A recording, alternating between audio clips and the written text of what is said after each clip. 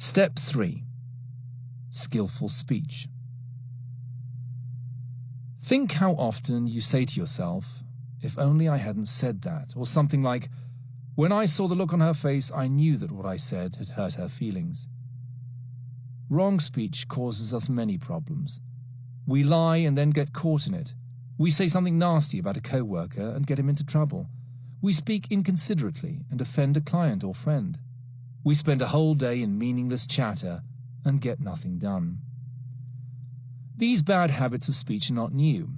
The Buddha considered the practice of skillful speech so essential to one's personal and spiritual development that he gave it its own step on the path to happiness. Skillful speech, the Buddha told us, has 4 qualities. It is always truthful. It is uplifting, not malicious or unkind. It is gentle, not crude or harsh. It is moderate, not useless or meaningless. A person who is known for gentle and beautiful speech, the Buddha explained, will quickly be trusted and respected.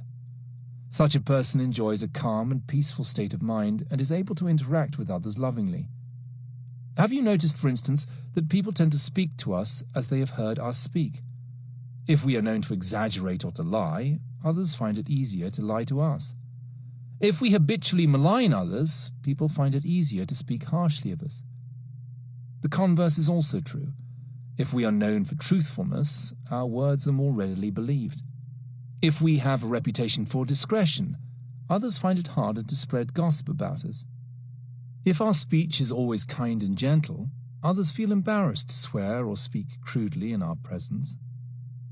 It is clear that speech creates an environment that either contributes to happiness or destroys it. We know this is so because our own experience shows us that how we think and act is heavily influenced by the kind of speech that goes on around us. One of the Buddha's first nuns observed in verse, "If he resorted to noble friends, even a fool would become wise." If we wish to be wise, we must not only seek out noble friends, but be a noble friend to others. Doing so requires that we make a mindful effort to practice skillful speech. A Buddhist folk story illustrates how strongly speech can influence our behavior. A monk in the Buddha's entourage had a habit of eating sumptuous meals with a group of people misled by the evil monk Devadatta. Tempted by the delicious food these people offered, this monk spent much time in the unwholesome company of this group. The Buddha reprimanded the monk for choosing such companions and warned him of the consequences. To convince him to change his behavior, the Buddha told the monk the story of an incident that had taken place in a former life, in which the monk had been led astray by the harsh, unwholesome speech of those around him. In a previous birth, the Buddha said, the monk had been a great elephant belonging to a king. This elephant was known for his gentle disposition. Then a group of burglars made a habit of gathering near the elephant's stall each night to discuss their evil plans. They spoke harshly and encouraged each other to commit murder and other cruel acts. The elephant began to believe that their rough words were intended to teach him that he should behave in similar ways. As a result, the formerly noble elephant became murderous, killing anyone who tried to work with him. The king who owned the elephant sent his minister, the aspiring Buddha, to investigate what was corrupting the gentle elephant. The minister overheard the wicked speech of the burglars and saw how it affected the elephant. He advised the king to send wise sages, known for their gentle speech, to talk together near the elephant's stall every night. The good and wholesome speech soon influenced the elephant to return to his gentle ways, and he was never cruel again.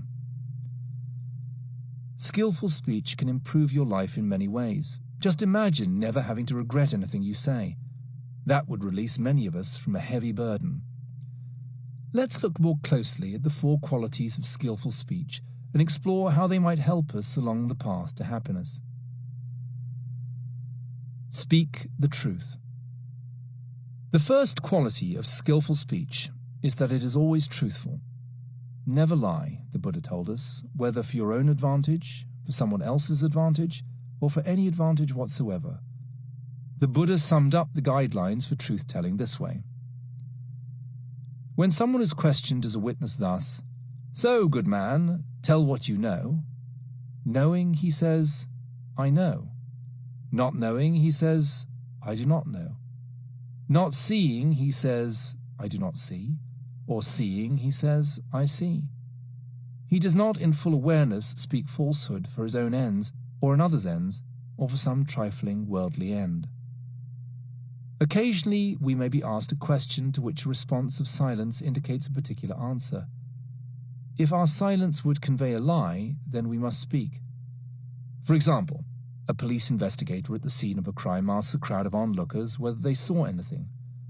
If everyone remains silent, the investigator will conclude that no one has seen the crime occur. If some of the onlookers are witnesses, then they lie by remaining silent. They may feel that they have good reason to say nothing, such as fear of retaliation, but their silence is a lie nonetheless. We can also lie with our body language. Sometimes a shrug or a raised eyebrow may convey, I don't know. But if you do know, your shrug is a deception. There are situations, however, where the truth has to be withheld because speaking up might hurt someone. In such cases, we have to wait for the right time to speak the right words to the right person.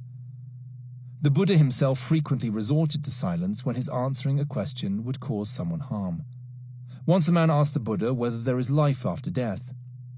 The Buddha just sat there, silent, until the man gave up and went away. Later, his attendant Ananda asked the Buddha why he had not answered. The Buddha explained that any answer would have caused the man suffering. If he had answered that there is continuation after death, the Buddha knew that the man would have seized on the idea of an eternally existing self, a wrong understanding that leads to suffering. If he had answered negatively, the man would have developed another wrong understanding, thinking, then I will be annihilated, and would have suffered greatly on that account. To avoid causing harm to the man, the Buddha decided not to make any response at all. The Buddha described the guidelines by which he himself decided whether to speak or to remain silent. If he knew something was untrue, incorrect, or not beneficial, he would not say it. Such speech the Buddha does not utter, he said.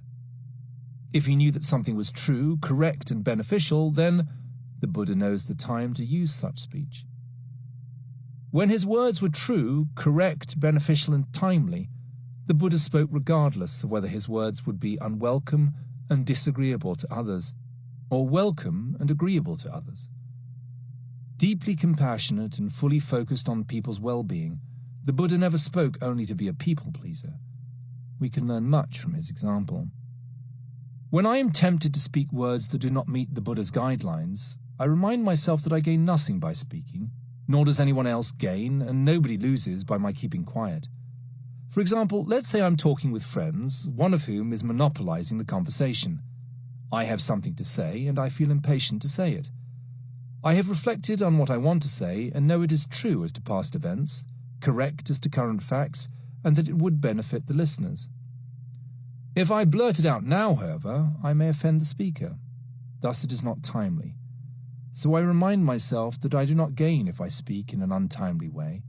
Nobody else gains, and furthermore nobody loses by my patient silence. I can say what I want to say some other time. Words are not weapons. The second aspect of skillful speech is avoiding malicious talk. As an old folk saying tells us, the tongue is a boneless weapon trapped between teeth. When we speak malicious words, our tongue releases verbal daggers. Such words rob people of their good name and their credibility. Even when what we say about someone is true, if its intent is to cause the person harm, it is malicious. The Buddha defined malicious talk as speech that destroys the friendship between two people. Here's an example. Suppose on a trip I meet one of your good friends who lives far away. I remember that several months before you had told me an unflattering story about this fellow. I may not remember your exact words, so I add a little flavor when I repeat what you said. I even make it look like I'm doing this guy a favor to let him know that you have been talking about him behind his back. Your friend responds in some heat. When I get home, I repeat his words to you, spicing them up a bit to make it a better story. Because it causes disharmony and breaks up a friendship, such speech is malicious. Sometimes we disguise malicious speech as concern about another's behavior. Or we reveal a secret that someone has confided to us, believing that we are doing so for his own good. For instance, telling a woman that her husband is being unfaithful because you don't want her to be the last to know may cause more suffering for everyone involved. When you are tempted to speak in such a way, ask yourself what you hope to gain. If your goal is to manipulate others or to earn someone's gratitude or appreciation, your speech is self-serving and malicious rather than virtuous. Public speech can be malicious as well. Tabloid newspapers, talk radio, internet chat rooms, and even some respectable news media seem to be making their living today using words as weapons. A fresh shot at this week's media target scores points that translate into increased viewers and advertising dollars. Malicious speech knocks someone down to raise someone else up. It tries to make the speaker look incisive, smart, or hip at another's expense. Not all malicious speech sounds nasty. Sometimes people use words that seem gentle but have a derogatory meaning. Such disguised verbal daggers are even more dangerous than overtly malicious words because they more easily penetrate the listener's mind and heart. In modern terms, we call such speech a backhanded compliment. We say to someone, "How clever of you to fix up your old house rather than moving to a more fashionable neighborhood." Or, "Your grey hair is so becoming. Isn't it wonderful that looking older is acceptable in our profession?" Skillful speech not only means that we pay attention to the words we speak and to their tone, but also requires that our words reflect compassion and concern for others, and that they help and heal rather than wound and destroy. Speak softly. The third kind of wrong speech is harsh language. Verbal abuse, profanity, sarcasm, hypocrisy, and excessively blunt or belittling criticism are all examples of harsh language. Speech is a powerful tool that can be used for good or for ill. The Buddha compared speech to an axe. Every person who is born with an axe in his mouth. A fool who uses abusive language cuts himself and others with that axe. We probably think of an axe merely as a tool for chopping firewood, but in the Buddha's day the axe was a tool of precision and power. It was used to cut long planks of wood and plane them perfectly smooth, and to carve and chisel wood precisely. It could cut down a mighty tree, and it was a deadly weapon, a brutal means to maim or kill. Perhaps a modern parallel to the axe is the computer. Computers can be used to do many wonderful things, to communicate across oceans, make music, or direct a flight to Mars. They can also be used for destruction. Computers help wage wars by controlling missiles and other weapons. Just as we must choose how we will use the power of an axe or a computer, we must choose how we will use our speech. Will we speak words that awaken, console, and encourage others, or will we cut them down, injuring ourselves in the process? Slanderous talk, cruel gossip, lies, and crude or profane jokes not only abuse others, but make us look like fools who are unable to wield the axe in our mouths without bloodying ourselves. We are also fools if we think that harsh language ever accomplishes anything positive. Though we may feel very self-satisfied when we have dressed someone down, as we say, given them a piece of our minds, we have won no genuine victory. As the Buddha said, "The fool thinks he has won a battle when he bullies with harsh speech, but knowing how to be forbearing alone makes one victorious." It is easy to silence people by using harsh, insulting words. A smart adversary will generally withdraw from such an interchange and respond to our harsh words with icy silence. We may congratulate ourselves and think, "I really showed him. He shut right up when he heard what I had to say." But our apparent victory is hollow. Our opponent may have pledged never to speak to us again, or vowed to thwart us secretly sometime in the future. The ill will and bad feelings we cause will boomerang and strike us when we least anticipate it. It's easy to think of other examples of the negative effects of harsh language. Perhaps you have a co-worker with enormous talent or technical genius whose mouth always gets him into trouble. He bullies his associates with words that are harsh, abrasive, arrogant, and obnoxious. Despite the quality of his work, people cannot tolerate him, so his career goes nowhere. Another particularly sad example of the destructive power of harsh speech is its effect on children. Haven't we all overheard parents telling their children, "You're a disgrace, you can't do anything right, you'll never amount to anything"? Perhaps we remember being told such things when we were small. Verbal abuse can leave scars on the heart of a child that never completely heal. Of course, parents might sometimes have to speak sharply to a child to stop the child from doing something dangerous, like playing with matches or running into the street, but such strong speech is motivated by love and care, not by the wish to bully or belittle. Animals also feel the effect of harsh speech. My grandnephew has a great Alaskan husky named Taurus. Taurus is fascinated by the animals on television. He even tries to bite them. Because he is so large, when Taurus is attracted to what he sees on the screen, he blocks the view of the people sitting behind him. One day, a member of my grandnephew's family ordered Taurus to get out of the way. Her tone of voice was excessively hard and stern. The dog reacted by going to the basement. For a week, Taurus stayed down there, refusing to come out even to eat. He emerged only occasionally to go outside to relieve himself. Then he went right back downstairs. Finally, the family had to go and plead with him, using sweet words in affectionate tones before Taurus rejoined them. The soft words of my grandnephew's family won back the companionship of their beloved pet. Kind language, as another early Buddhist saying tells us, is always appropriate and welcome. Speak kind words, words rejoiced at and welcomed, words that bear ill will to none. Always speak kindly to others. Telling someone, "I really appreciate the work you did, you handled that difficult situation beautifully," or "It's such a joy to see you," warms the heart of the speaker and of the person spoken to. Soft words are honey on the tongue. Speaking our praise and appreciation increases the happiness of everyone involved. They help us to make and keep friends, for everyone wants to associate with people whose soft and gentle speech makes them feel relaxed, comfortable and safe. Soft words help children flourish and grow up with a positive feeling of self-worth. Such words can also help people learn and appreciate the Buddha's message. There is no limit to the amount of joy we can spread to those around us if we speak with kindness and skill. A word of caution. Soft words must also be sincere and motivated by a noble purpose. Speaking gently and kindly while thinking or doing the opposite is hypocrisy, not virtue. We have all heard religious leaders who use soft words to spread fear or manipulate people into sending money to their organization. I remember a man in Sri Lanka who toured the country speaking against the evils of alcohol. This man rose to fame, power, and popularity, drawing large crowds due to the power of his oration.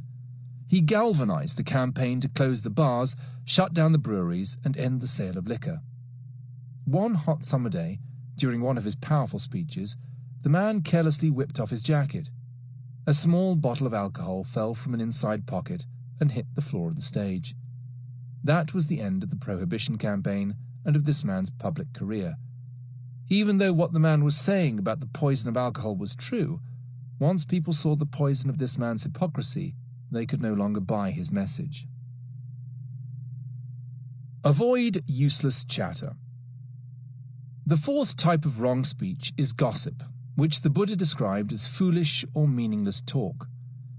When we say the word gossip in English, we may be referring to a whole range of negative speech, from malicious invective to merely careless or useless chatter.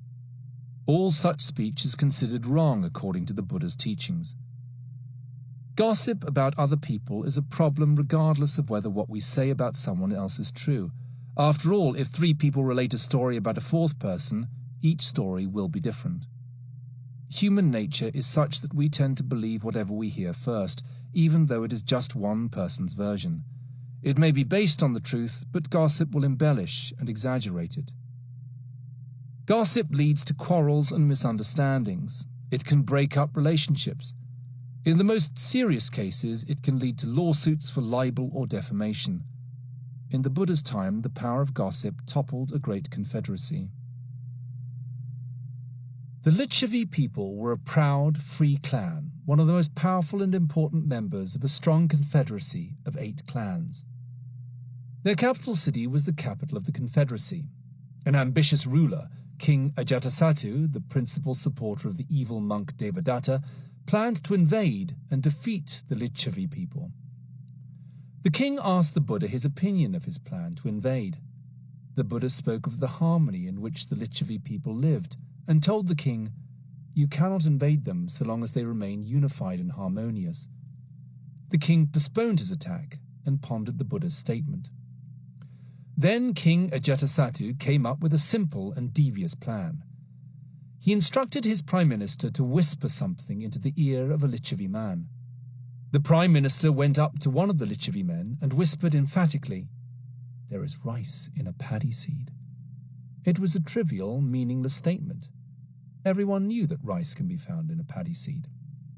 But seeing something whispered, another Lichavi man began wondering what King Ajatasattu's prime minister had said to this fellow.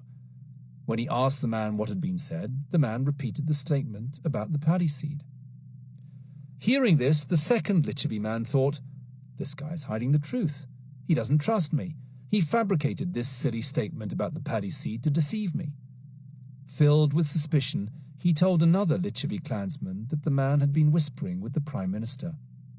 That person told another, and so on, until people believed that the man was a spy and that a secret conspiracy was being hatched in their midst.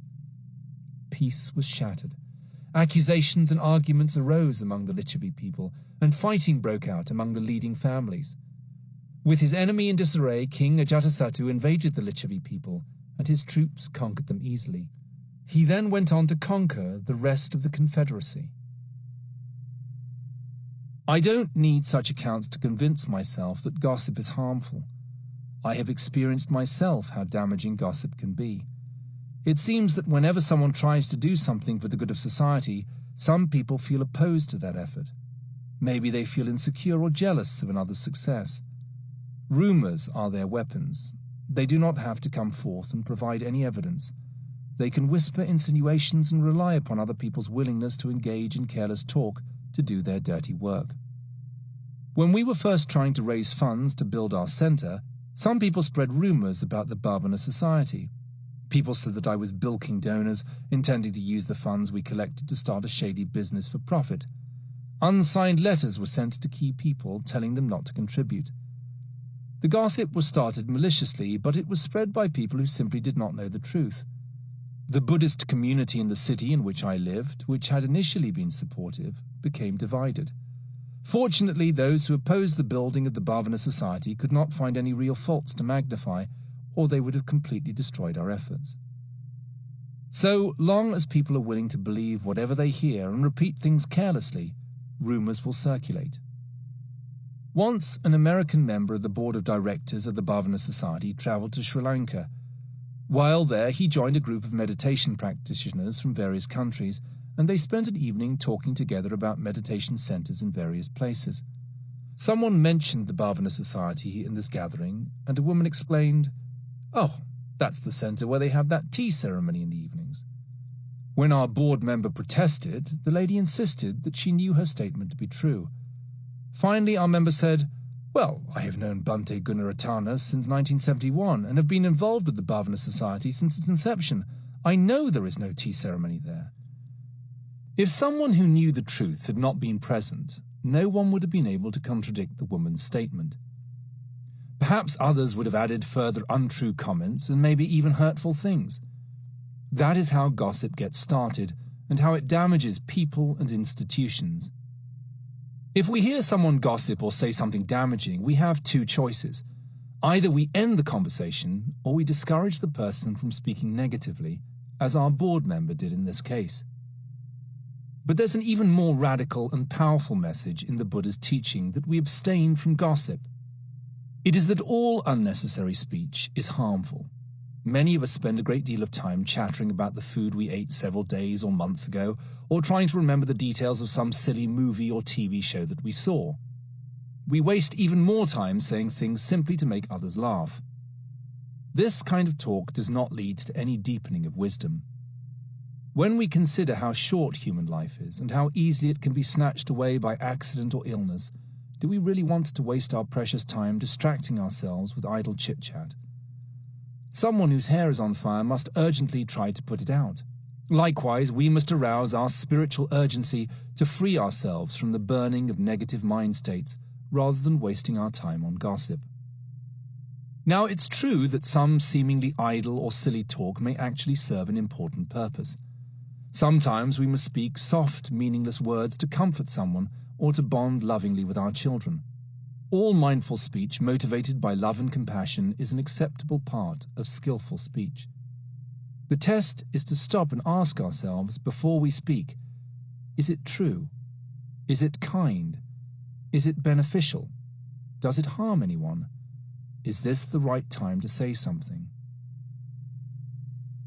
Mindfulness of skillful speech. Skillful speech is not something you practice on the cushion. It happens in dialogue, not silence. During formal meditation, however, you can think about your habits of speech and try to convert the thoughts that arise to skillful thoughts, those motivated by generosity, loving friendliness, and compassion. You can analyze your past actions and ask yourself, did I speak correctly yesterday? Have I spoken only gently, kindly, meaningfully, and truthfully?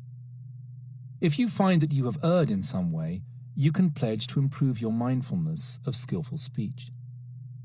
The most important resolution you can make is to think before you speak. People say, watch your tongue, but it's more important to watch your mind. The tongue does not wag by itself. The mind controls it. Before you open your mouth, check your mind to see whether your motivation is wholesome. You will come to regret any speech motivated by greed, hatred, or delusion. Also, make a strong determination not to say anything that might hurt another person. This pledge will definitely help you to think carefully before you speak. When you speak mindfully, you automatically speak truthfully, gently and kindly. Mindfulness will keep you from using verbal daggers that can pierce people to the marrow. If the intent to speak in a harmful way occurs to you, immediately use mindfulness and skillful effort to prevent these thoughts from continuing. The pledge not to wound others with your speech is especially important when talking with someone toward whom you feel resentment, or when discussing a situation about which you have strong feelings. Be careful. Use only gentle, well-selected words. Speaking softly can bring peace and harmony to the situation and help the conversation to continue in a productive, profitable, and friendly way. If someone approaches you and speaks irritatingly, nagging or gossiping about one of your friends, for instance, and you notice yourself getting upset, simply stop talking.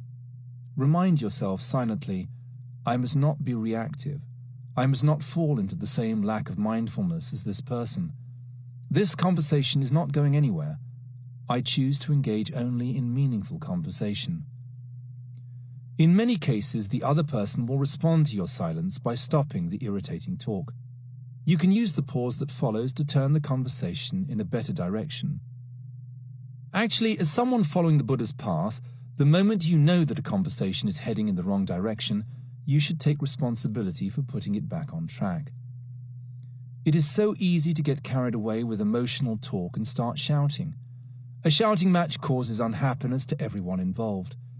With mindfulness, recall how awful you feel when you are out of control emotionally. Remind yourself that it may take hours or days before you calm down enough to talk to this person again. A lot of good feelings will be lost, perhaps permanently. In spite of all your good efforts, however, sometimes you will still get angry. If another person continually provokes you, assaulting you with verbal daggers, you may become completely confused and bewildered. Then it is very easy for anger to arise. When you see your confusion building up, say, wait a minute, to the other person with the hope of finding a moment to clear your mind. But what if the other person responds with, no, you wait a minute, and continues to attack? Then what? In these situations, when the conversation spins out of control, your task is to bring mindfulness back quickly and use skillful effort to overcome the anger. Even if your feelings of anger cause your heart to beat fast, your body to break into a sweat, and your hands to shake, mindfulness of your resolution to avoid all harsh speech can help you stay in control. Simply refuse to let your anger tell you what to say. Concentrate on your breathing to re-establish mindfulness until your anger has died down. Calming yourself gives both you and the other person a chance to open your hearts in a more friendly way. As your heart begins to warm, you see the other more clearly, and maybe you will understand why you both got upset. You can also see how confused an angry state of mind makes you. As your feelings of respect and concern grow, you can resolve to use this moment to begin a new and more loving relationship, and to strengthen the companionship between you. That is what you should always hope to do. When you see that you have disciplined your mind and your words and that the situation has become more harmonious, be happy about it. Say to yourself, "This is what I want. I want always to act in ways that allow these good things to happen." Bring up that thought again and again. Let me tell you a story of a time when I myself had to use mindfulness to practice skillful speech. Perhaps my experience will give you some clues about how to apply mindfulness to situations that arise in your life, at your work, at home, and in your personal relationships. Many years ago, when I was in charge of running a certain temple, a group of people called a meeting for temple supporters. These people opposed some work I had initiated and needed a forum where they could express their frustrations. A bit of character assassination may have been on the agenda too. Some of these people had very strong feelings about the matters to be discussed. They had been born into Buddhist families, but they had no interest in meditation. In fact, they considered meditation a crazy thing to do. Therefore, they did not understand my work. I expected to be on the hot seat during this meeting, but what happened was worse than anyone could have predicted. About 40 people were attending the meeting, including many of my relatives, close friends, and others who hoped to show support for my programs. Before the meeting was properly opened, even before introductions had been made, a very simple man stood up and began to speak. This fellow was uneducated and unskilled, with a tendency toward unrefined speech. He had little to say about the temple business under discussion, but a lot to say about me. In low, vulgar terms, he charged that I had done nothing for the temple for years, that I was damaging support for the temple, and so on. He used socially unacceptable, derogatory, and hurtful language throughout this tirade, which went on for about 20 minutes. During this shocking verbal assault, I worked with my mind.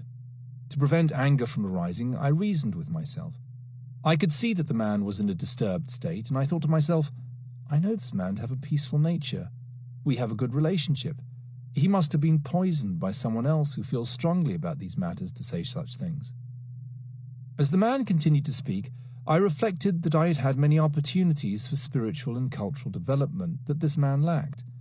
I recalled that he had only an elementary school education, few skills and little interest in spiritual training. In this way, I tried to cultivate compassion for him and also gratitude that my training made it unlikely that I would ever speak or act as he was doing. I also reflected on the context of what was happening. I considered that if I were to say anything to oppose him, my supporters would stand up for me, and the meeting might degenerate into an ugly fight. I watched people's eyes getting bigger and saw them frowning at the man and shifting in their seats. I sensed that my relatives in particular were deeply affected. I am an elder in my family, a brother, uncle, granduncle, and great-granduncle, and I am known to be a gentle monk. Naturally, my family respects me and feels protective of me. I knew that if I seemed to be hurt or upset by what this man was saying, my relatives would experience anger and other unwholesome states of mind. They might even physically attack the man. So I told myself, here I have to exercise mindfulness, patience, and understanding to bring peace to this meeting. I established mindfulness by concentrating on my breathing. When challenged like this, it is very important to pause and take some deep breaths before responding, perhaps 2 minutes of deep breathing or 30 inhalations and 30 exhalations. This pause gives you time to relax and clear your mind so you can speak sense instead of blowing up.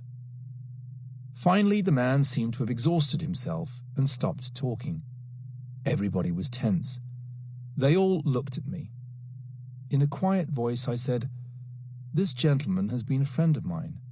He's been a very good supporter of this temple and has done many good and helpful things. He also knows what I have done all these years for the temple, but today, somehow, he seems to be upset, disappointed, and maybe not feeling quite himself. Therefore, I feel like giving my blessings to him and to everybody." I asked everyone there to put their hands together in the prayer position and to reverence the Buddha by saying 3 times, "Homage to the blissful one, the noble one, the fully enlightened one." This is how we commonly begin formal ceremonies. From the sheer weight of tradition, there was no way anyone could bring up any quarrel or express any negative opinion from that point on. It would have seemed disrespectful to the Buddha. Then I led the group in taking the 5 precepts, which uplifted their minds and made sure that everyone recalled the Buddha's guidelines for proper, harmless behavior. Finally, I recited a lengthy blessing chant, and when I finished, I said, "Now you can go home, the meeting is over." And that was the end of it. For some years, this man remained cold toward me, but later I had the opportunity to be of service to him when he went through some serious difficulties. Since then, and to this day, he remains friendly to me and expresses only his gratitude and respect. Mindfulness is the key that helped me resolve this difficult situation. The same technique can work for you. I sometimes hear people say that things were happening so fast that even with mindfulness, they could not control their actions or speech. Saying "even with mindfulness" makes no sense. Perhaps their mindfulness was weak or undermined by greed, hatred, or delusion. But by definition, mindfulness keeps us in control of what we think, how we act, and what we say. It's impossible to shout at someone mindfully, or to abuse alcohol mindfully, or to engage in sexual misconduct mindfully. If you are truly mindful, you simply cannot do these things. Because our habits are so strong, whenever we open our mouths, things seem just to spill out. We may not be aware of how much energy pours away with our speech. With mindful awareness, we put a stop to this outpouring, and energy collects. We can use this built-up energy to develop insight into the nature of our habits. Using this energy as fuel, we can talk to ourselves mentally in meditation, taking stock of our actions, further training our minds. However, when we let this bottled-up energy out without mindfulness, it often explodes with a pop, like a cork from a bottle. I see this especially at the end of retreats.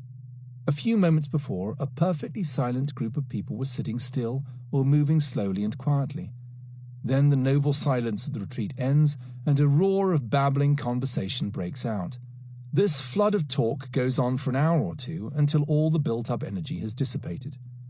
The longer the retreat, the louder and more light-headed people will become, unless they make the effort to remain very mindful of their speech.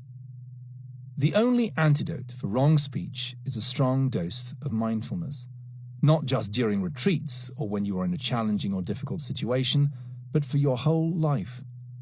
Mindfulness of skillful speech will contribute to your happiness. I guarantee it. Key points for mindfulness of skillful speech. Here are the key points for preventing unhappiness by way of skillful speech. Skillful speech requires that you abstain from lying, malicious words, harsh language, and useless talk. Lying by omission is still lying. Malicious talk is speech that destroys other people's friendships or damages their reputations. Verbal abuse, profanity, sarcasm, hypocrisy, and excessively blunt or belittling criticism are all examples of harsh language. Harsh language hurts others and debases you. Gossip and idle talk lead to quarrels and misunderstandings, waste your time, and create a confused state of mind.